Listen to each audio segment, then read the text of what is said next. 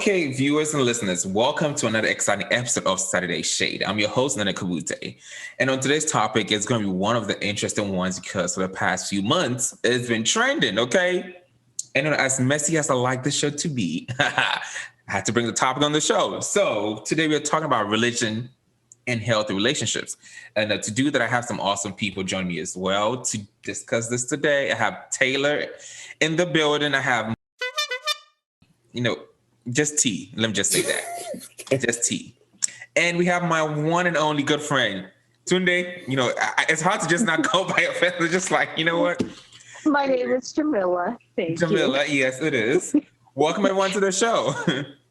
Hi. Hello. Hi. So, and viewers at home and listeners, don't forget to join the conversation on Twitter, Kabutey, on Instagram, Saturday Shade, and do not forget to hashtag Saturday Shade as well. So let's get right into this, okay? So let's talk about healthy relationships and religion. And people were like, why do you want to talk about this? Because I can and because I want to. I mean, I don't think it's a big deal. And one thing I realized is like a lot of people were like, how are you going to blend these topics together? Very simple. I know everybody has heard about Derek Jackson, right? John Gray and all these amazing people we all know. They all preach about, being faithful to your wife or to your significant other, like whatever they say, we listen to it. Amazing, though. The question is, have they done that? And they're all in the public eye. One, they are all pretty much have a position like in the church somehow. And, they, let me just say this slip up sometimes, okay? Because I'm not judging them, but, just saying. Okay. So yes, judging. So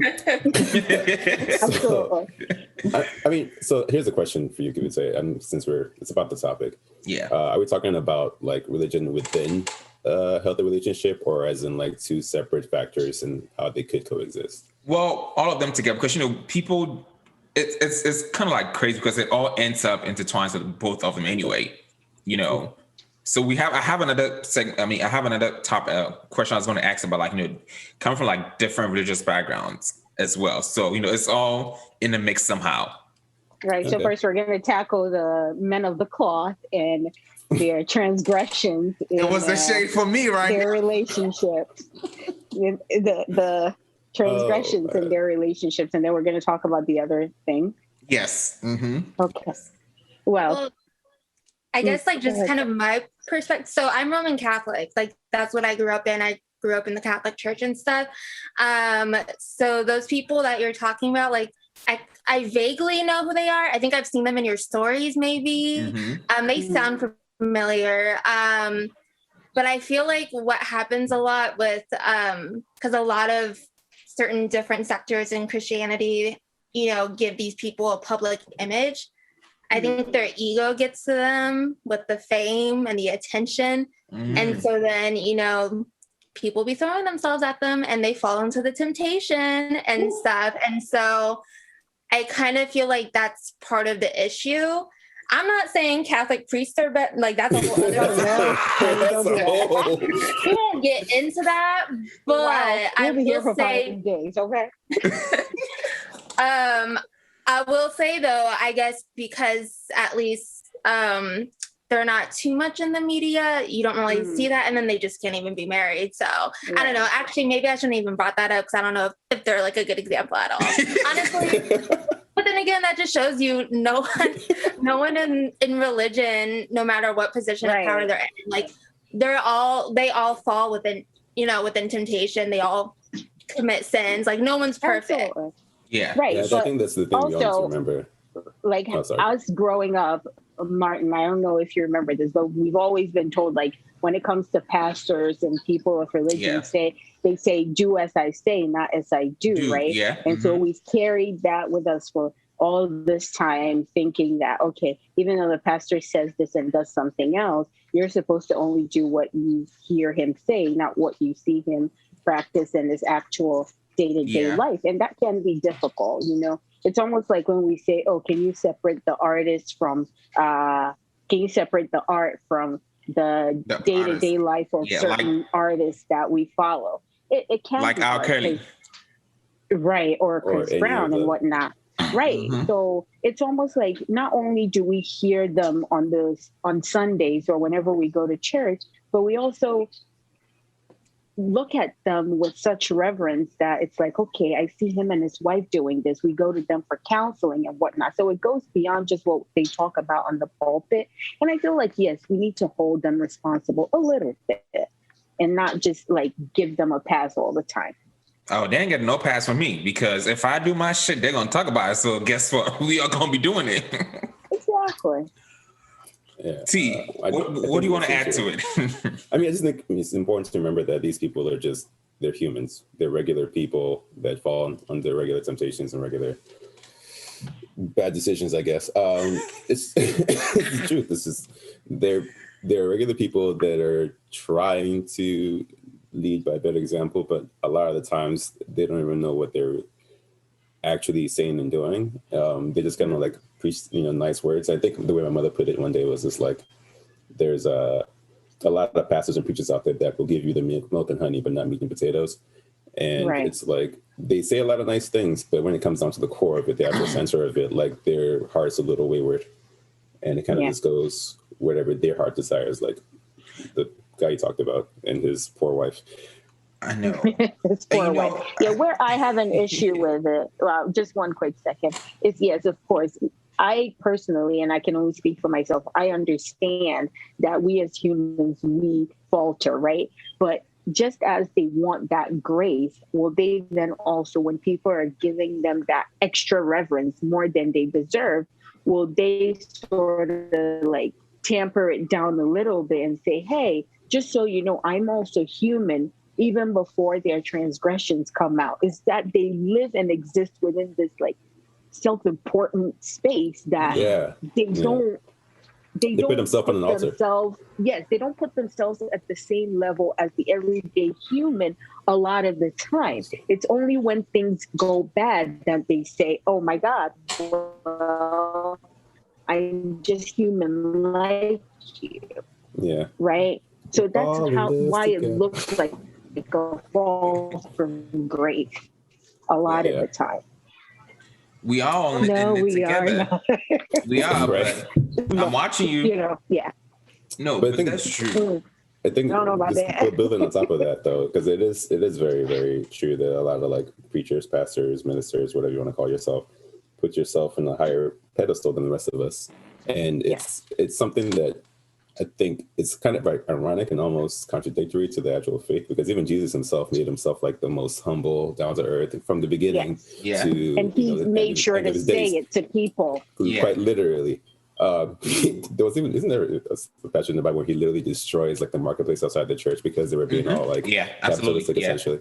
Like that's that whole like being able to have $1 billion planes and whatever it is and call it for the faith and call it for Christ is, I don't know, a lot of it. I'm not.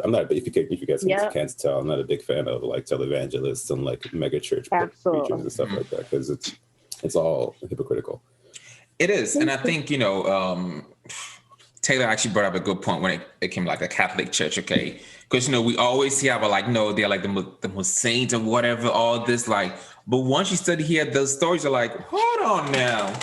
Yeah, now all your kids need therapy. Yeah, because I know, right? So there's this school back in Ghana, right? It's a high school, but it has like a seminary to it as well. Okay. So the stories I know about that school and the people who went to the school, I'm like, are you really sure no one is without sin? Because these stories are so not good for the Christian, I mean, let's just do the Christian faith, because I think sometimes like the religion itself makes people feel like, oh, well, you can do this and you get forgiven. You can do this, but you can't get forgiven. I'm like, okay, that's not true. We all know every sin can be forgiven, but do we forgive people? That's a whole different conversation. Exactly. I think there's a point to be made when it comes to the actual main topic of like relationships and religion, about like dating outside of your own religion as well, because I think that kind of like, it's just because I was like, I just passed and I was thinking about one of my friends recently. He's I'm not gonna say any names, but he's Muslim and she's Christian, and they're. You're not saying names? Can I give you names? Me? Bob and Sarah, sure.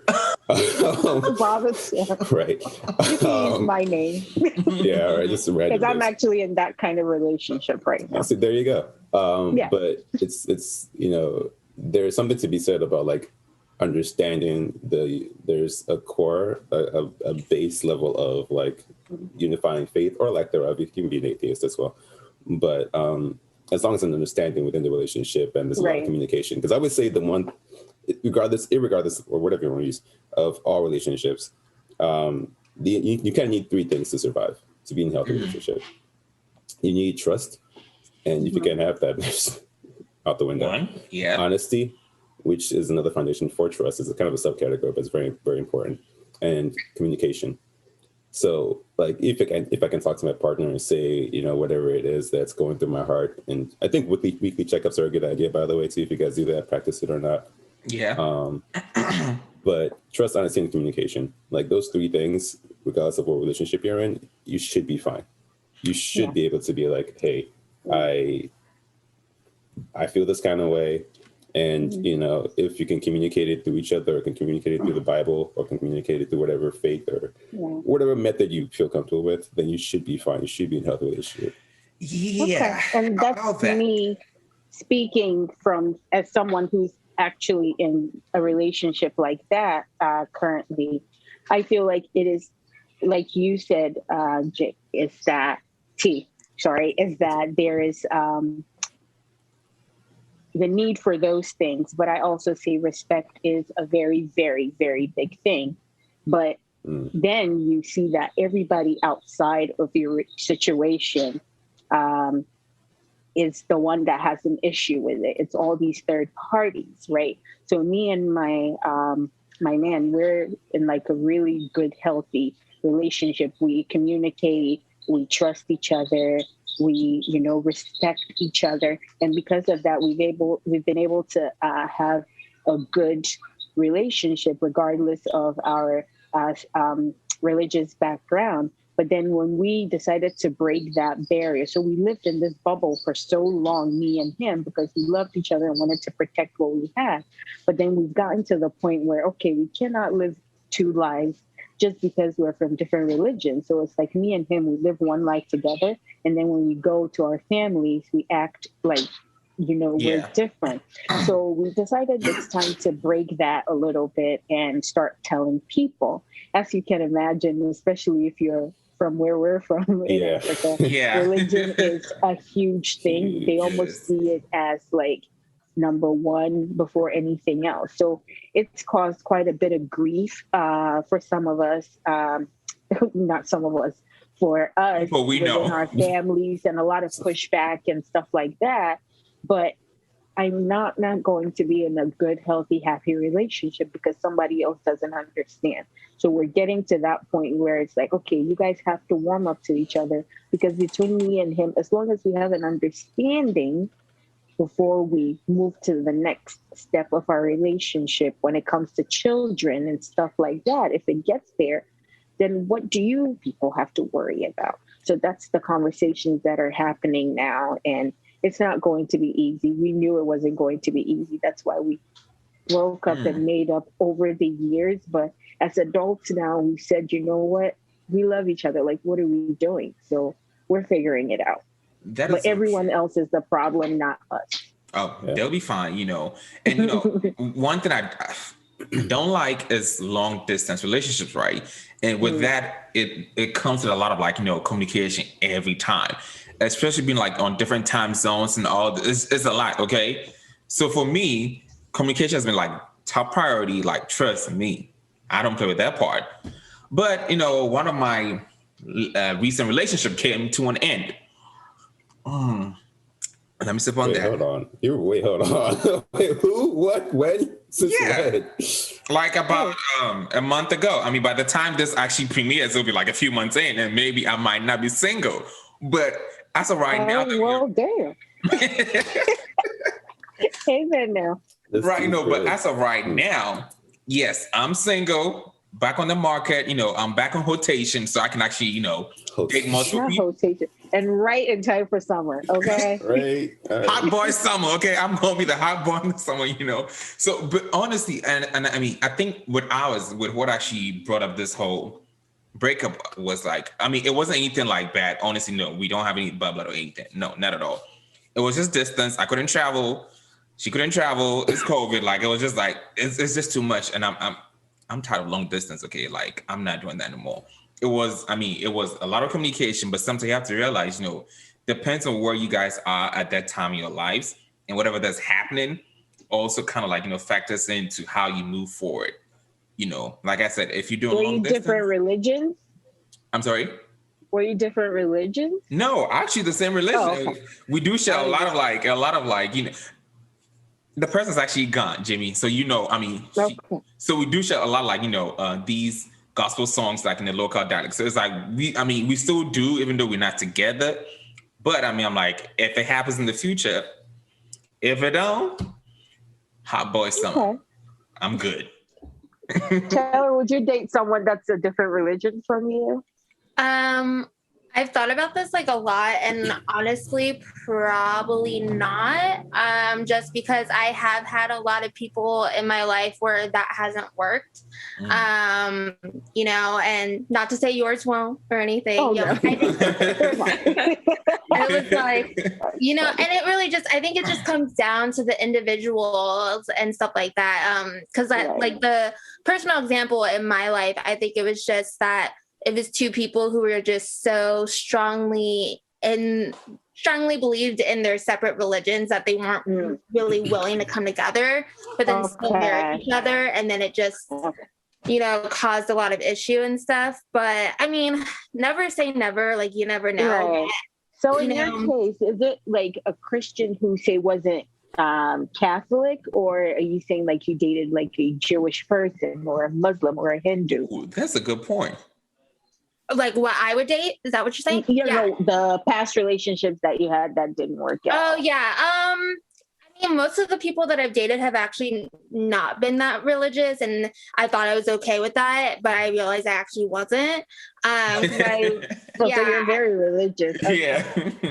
Well, and see, I don't even really like using that term just because for me, it's been used in a very negative way. Like people have used it as a way to tear me down. Derogatory, yeah. Yeah, exactly. Like I went to a Catholic high school and everyone called me, oh, you're super religious. I was like, I just go to church every week. We praise before dinner. Like I don't think my family has actually gotten... My parents actually have gotten more religious as they've gotten older. So during COVID, I was home with them for a few months, and we would do like the rosary once a week, and we would do, the daily prayer and that type of thing, read the Bible and stuff.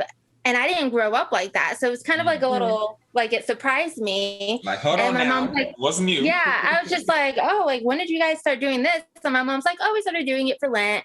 And then it just kind of, and I think for my parents, it's like a way of therapy for them because like they were going through a lot of things in their life and stuff. And I think it just was a way of therapy and a way for them to come together and everything. And so seeing that, like, that's something I want, I want to be able to have that same religious connection. So I feel like bond on your religion. Exactly. So I feel like if I married with someone who's a different religion, I wouldn't get that.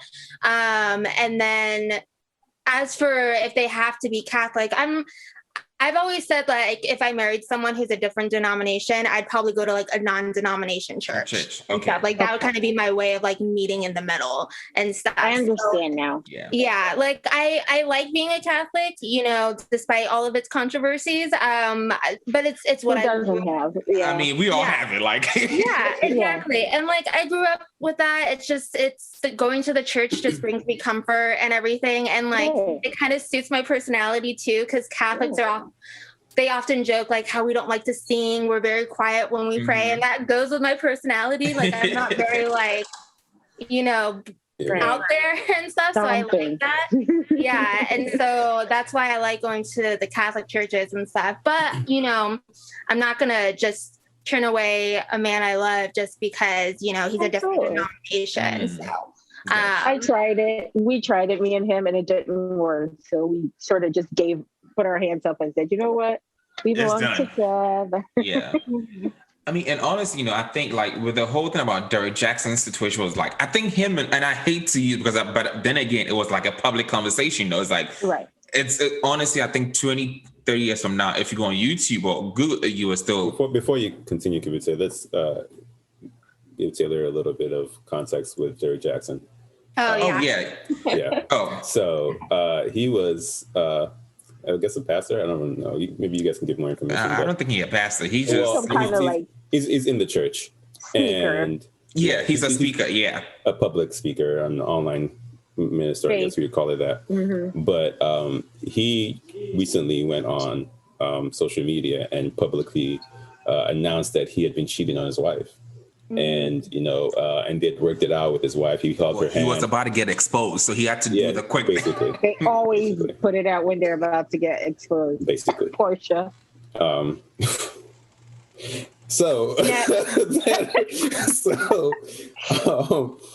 was the general gist of things. But it kind of like spiraled south further and further.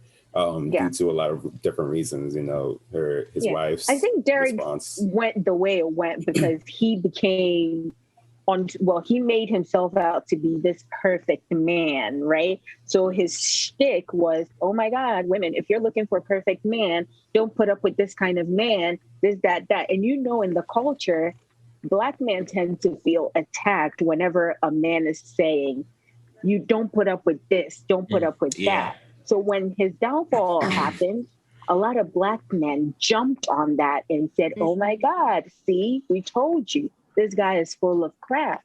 He is this and that and that. He didn't listen. And he had put himself up in the community and in the church community as, I'm the perfect representation of what you should look for in a man. Or let me tell you what you should look for in a man. And you never want to do that. No. Yeah, so that's what he did. And John Gray was actually a preacher. I mean, he's still a preacher though. So a big church, right? Yeah, I mean, and then with his, I think he invited the girls like on a trip. And I think, I mean, I don't know if this is true because I honestly don't remember because I'm like, I ain't keep up with these folks like that. And I think he asked the girl to send him some pictures and her underwear, like all kinds of stuff. So it was just like, yo, when all this came out, it was like, so you guys are out here preaching on the pulpit, and we turn around and y'all out here doing the nasty shit outside. Wow. So, you know, like the backlash was like very heavy. But I think if they had actually been like very honest to people, like, you know, even though I'm telling you this, just know I'm also human. On John Gray too is he had, and the And the context on John, the female whisperer, he had built him and his wife up to be the perfect couple, right? Yes. So he was walking around holding his wife's hand, bringing her up on stage and saying, this woman raised me. She is the perfect wife. She submits. She does this. She does that. And that's why. So it's what you build yourself up to be. If you are found out not to be what you've told people you are in the name of God, then it's a lot easier for people to get you with it. It's a lot easier for people to sort of like spray you with it and say, ooh, look, you were acting all holier than thou. There you are now. And that is true. And you know, they always say like the couples that are always out there saying like, look how in love we are. Look how amazing we are. Those are the couples that are usually like hiding something in the background. Absolutely. It's just like, why are y'all doing that? And they probably don't even sleep in the same bedroom at home. Yeah. They have the biggest skeletons in their closet for sure. Yeah. For sure. Meanwhile, I'm out here being myself, being, you know, on the hood, you know. That's all you can be. Like, really. Like, if you are not, live your truth to the best of your ability. Just don't put yourself in that place where you act like your shit don't stink, only for us to find out that you're swimming in the sewer. Like, damn. You know, like... Not the tea. But yeah, honestly, I agree with everything everyone said so far. It's been it's a little hard to to see people like that, and for me at least, and believe what they say, because most of the days, most things online are fake anyway. So it's like when I see people doing these, like, showboating their relationships on like YouTube or Instagram or even TikTok now, it's like, oh my God. Okay, all right, this perfect, shiny relationship that doesn't have any rainfalls or flaws. Because it's a distraction, right? It's always, look, the shiny thing is here. Don't look there. Yeah, the false image. Yeah, I mean, honestly, you guys said it all. And, sometimes you have to ask yourself, is it even worth it? Because, we always want to have this perfect relationship, And I think most of us, our parents don't really show us like the bad side, like, or the difficulties in marriage. So we think they don't have any issues, But I feel like once you grow and you mature, you realize, what are y'all hiding? Like, I want to know, because I don't want to be in a relationship and figure out like, oh shit, this is how she goes. Even though my parents have still not told me anything, or I haven't seen them argue or anything, in my mind, I know it's not an easy journey. I know for a fact it's going to get sometimes you probably just want to sleep in a different room, or sleep on the couch, and your wife or your husband probably sleep in the bedroom somewhere, And I think if more people actually realize it is not going to be easy. It takes time. It takes patience. It takes like all the lessons for you to be able to withstand everything else. And I think if you're able to like tell people those sides, even if it fall down, I think people will still be like, you know what, we got you. Even though I would say some people are like, you know what, we understand. Some people are just like, nah, we don't. Well, see, I was actually raised a little differently, because my parents didn't hide their fights or their arguments or anything like that. So like I saw my parents fighting, and as a little kid, I remember being kind of terrified. Like I told my mom that once. I was like, because so many of my friends' parents were getting divorced. So when they did fight, I was like, I was always scared that you guys were going to get a divorce and everything. And I was like, that was something I would like pray to God all the time. Like, please don't let my parents get a divorce. And my mom's like, no, like we didn't want to hide the bad, like that's what a marriage is. It's good and bad. Not sweeping things under the rug, because then it explodes. Yeah, exactly. But in an African home, trust me, you're not going to see they hide it all. Well, my parents aren't together, but yes. He was like, yeah, but.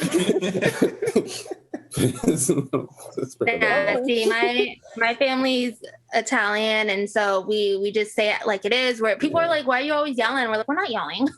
We all understand that. We all understand. We get that part.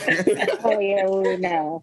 Like, listen, like I would say, Jimmy, like you know how the guns, like we talking, it's like we are literally just having a conversation, real aggressive. But it's like, can y'all calm down? It's like, no, one day I was driving with my friend. She is Caucasian, and I spoke to my mom. It was a short conversation, but I was talking to her, and it was the most normal conversation. I even laughed at certain things she said.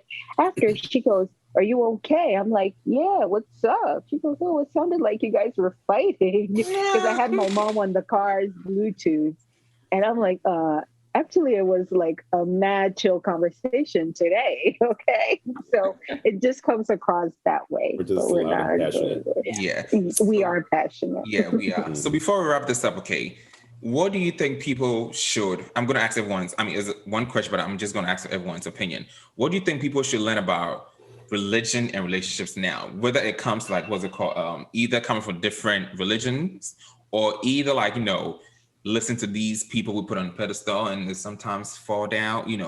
What advice would you give to yourself or someone else who's listening and watching? Who goes first? Anybody can go. I'll go first. Ladies first.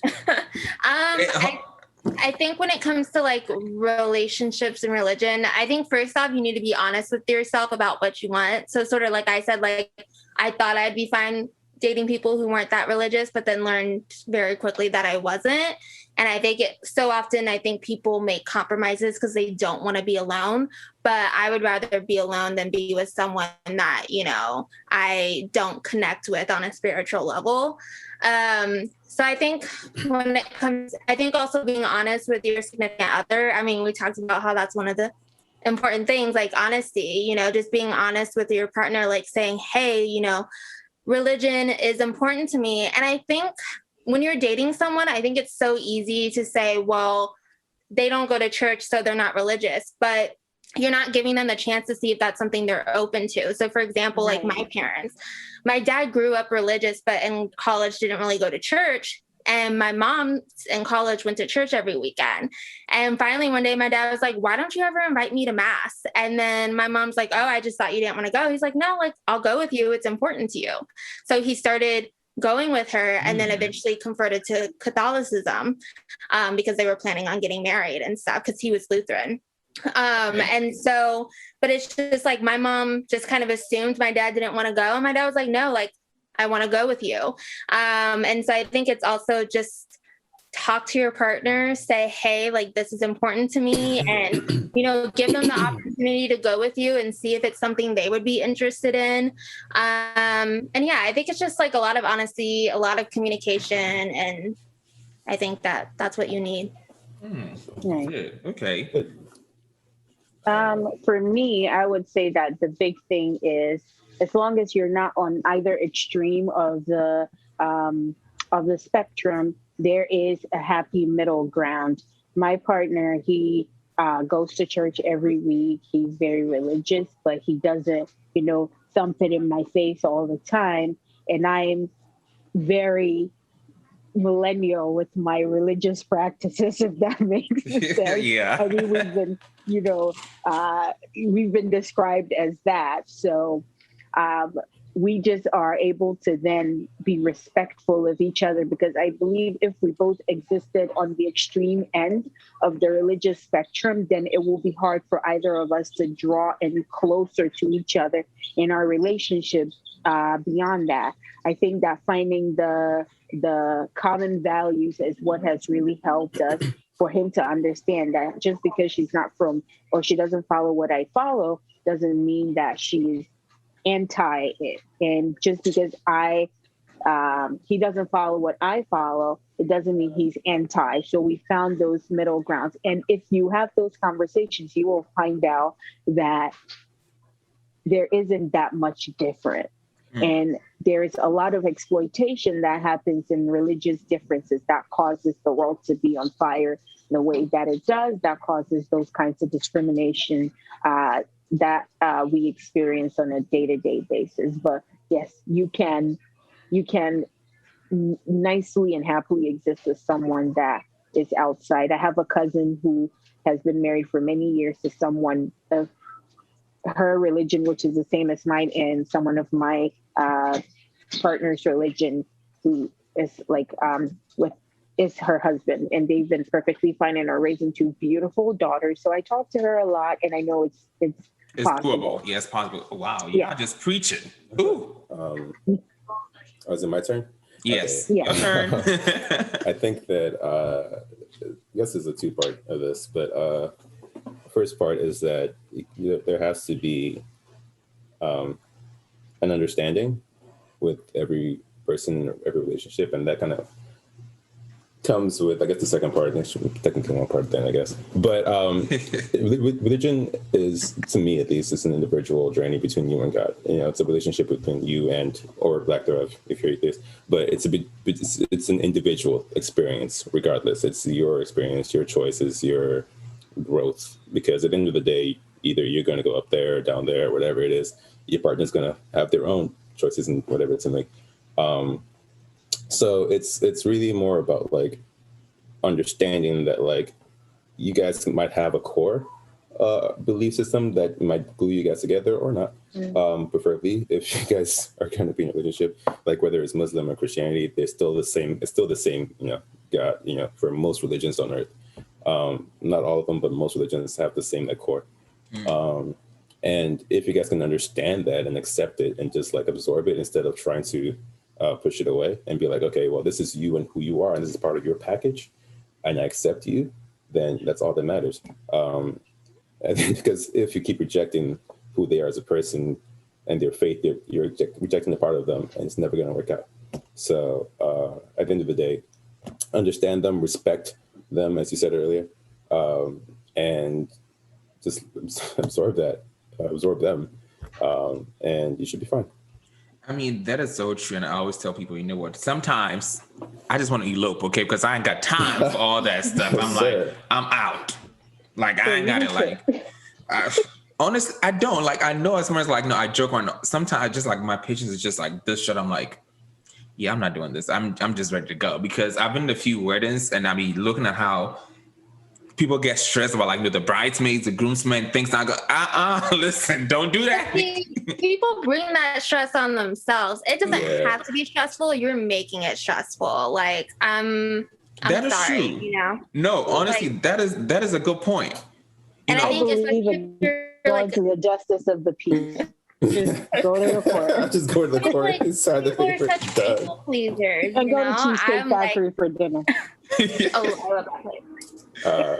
But no, Taylor's 100% right though. It's like, that is true. It's almost part of the vanity of humanity, where it's just like we're trying to impress everyone. It was a vanity. Make it a big event, and like it's just a celebration. Like, you two are coming together, and your family and friends are supposed to be there to celebrate and stuff. So like, why do 1,000 of your closest friends need to be there? Like, no. I mean, it's not even. That's just on top of that though. Like, for me, it's the weirdest I feel thing judged. But it's the weirdest thing. This is not even about relationships and religion anymore. It's just about weddings now. But let's go.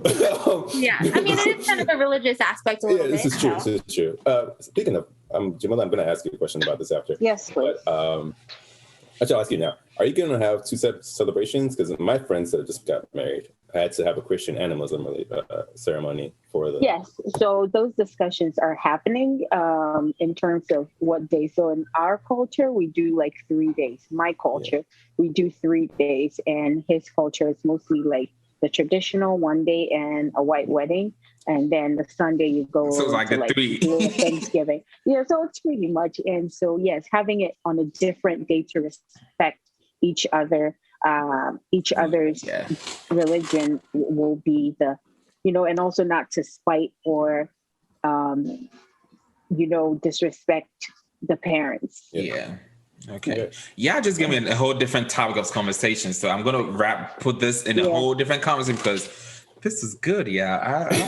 But that's one thing. You guys are fun. Yeah. But go ahead. Going back to what Taylor was saying though, I think it's the weirdest thing that people have this giant almost multi-thousand, tens of thousands of dollars ceremony. Yeah. To show off how I feel judged again. Okay. You're extra in general. You're extra. We just know you. We know your birthdays are like what my wedding will look like. So I imagine what your wedding will look like. But like, it's despite it's people that are having this whole spending so much money on this celebration to show how much they're in love with their partner and those other things. But like, if your friends and your family are the ones that are the guest members, they should already know this. Like, this is not. Yeah. It's not a surprise to them that you're getting married. They're like, okay, yeah, we know. You get to be dating for like 3 years. Yeah, okay. Like, why do you need to make a whole show? It's the weirdest thing. I'm a guy though, so I don't know. I didn't grow up. Yeah, I mean, from a young age, I knew I wanted like a small wedding, because I'm just like, why would I invite that many people? I mean, if it was someone with a big family, then of course, because my family's not that big, so like I could easily make it 50 people, but it also depends on like what your partner wants, but yeah. And to wrap it up, I'm going to tell you what my mom told me one time. Okay, because I told my mom, I'm like, you know what? I want to have like a very small wedding. I mean, maximum people, 300 from like every 300. Hold on. So y'all think that is bad? I'm like, that's maximum. Minimum 200 to 50. And guess what? 50 people difference. That was mine. That was mine though. This lady says, first of all, your dad's side has over 600 people. I'm like, first of all, it's not a concert, okay, lady? Pipe it down. Oh my gosh. I'm like, it's not a concert. Then you have to take a Sharpie to the list and just say, I haven't seen this person in 5 years. That's what I told y'all. I'm probably going to elope. Gotta go. Come back. Gotta go. And do a party, okay? Yeah, that sounds like the way to go, honestly. Elope, come back to a party, and we good. Like, I ain't got time. Oh my God. I'm having like anxiety just thinking about 600 people in my... I don't want to be guests to that. Whereas like my dad, when I told him 50 people, he's like, can I have that down in writing, please? Because I'm going to hold you to that. He's like, I'm not paying for more than 50 people. You said 50 people. I see. Mine is going to be... Smart man. But whilst you're wrapping this up, first of all, I want to have 17 bridesmaids and 17 groomsmen, and we're going to wrap it up. Doing the most for no reason. Goodbye. Oh my God. No. Are you going to pay for their dresses? No, You but know these how days, much no one a pays for their bridesmaid dresses though. Like you pay for your own dress and your outfit. No, oh my Sir. god, that's just like. I've been in a few Not you weddings. having Is to this hold the part? event Is this saying part bring going your to be in the podcast? It will because I did so I gotta watch. Like, do you know how expensive bridesmaid dresses are? Honestly, know. I don't even know if I'm gonna have bridesmaids because it's a scam. No, I'm doing it for them. Like, it's so much money. Like, it's ridiculous. And I got my dress from David's Bridal, which is cheap and stuff. I was like, this is a cheap dress. It was like $150 for a dress I'm gonna wear once. You know? I know. But it was for my sister, so I love her and all, but Yeah. The But yeah, I entire mean, wedding experience. my viewers and listeners at home, thank you so much for tuning in and joining us. We'll be back here next week with another exciting episode. Don't forget to join the conversation on Twitter, @Kabutey, Instagram Saturday Shade, and do not forget to hashtag Saturday Shade. And always remember, Saturday Shade, it is all about the fun.